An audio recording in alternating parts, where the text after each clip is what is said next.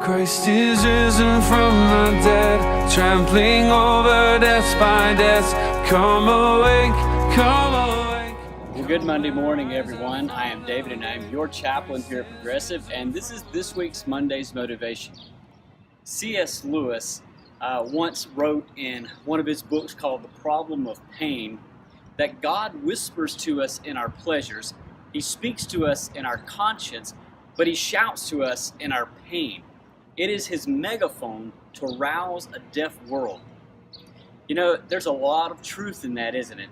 Is that we all experience suffering and pain and problems in life, and we can't escape. No one is different than any other person. We all understand what it is to live in a fallen world that is wrecked by sin. But we also have something more to look forward to. Yesterday was Resurrection Sunday, Easter, the day that the church celebrates worldwide that Jesus Christ overcame death. He defeated death and the grave. And with that comes hope. With that comes victory in this life and the life to come. And we see that in our text of Luke chapter 24, verses 5 and 6.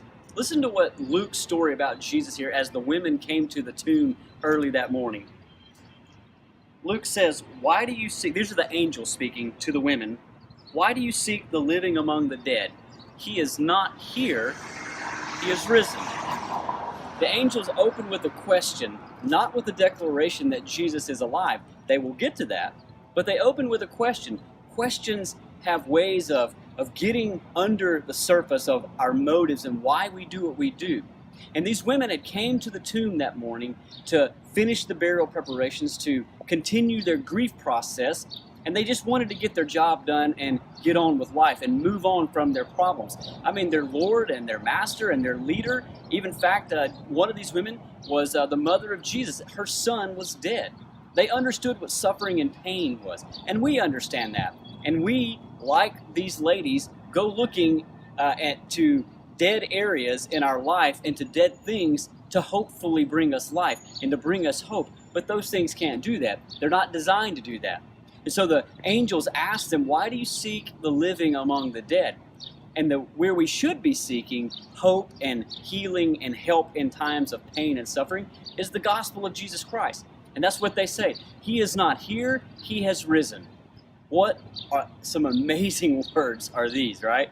Is that this is what our entire religion, the relationship of Christians to Christ relies on. It depends on, is Jesus dead or is He really alive? Everything either is nothing and does not matter, or everything from this point changes and everything matters. Well, because Jesus is alive, everything changes. Everything in life is looked at differently. Because Jesus is alive, He has overcome the death and hell itself. In fact, Revelations 1:17 and 18 says that Jesus holds the keys to death and hell. See, Jesus overcame death. Jesus rose from the dead, and He rose from it to be our solution to the problem of pain, to be our fix to the problem of evil in this world. If Jesus did not rise from the dead, we have no hope. We simply go on dealing with pain that we can't do anything about. But because Jesus rose from the dead, and because Jesus gives us hope, we know that death and our problems are not the end. But our end is found in Jesus Christ, in the glory of Him, and the pleasure that He brings in our life. So my question I want to leave with you this morning and to think about this week is, this is the day after Easter. Which side of Easter do you want to live on?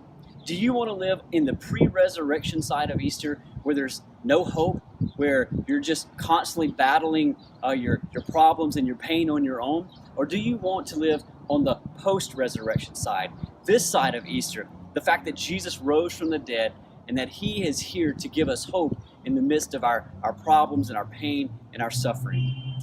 Well, you get to make that choice. Which side of Easter do you want to live on? Pre or post? Well, I hope you guys will have an awesome, a safe, and a wonderful week this week.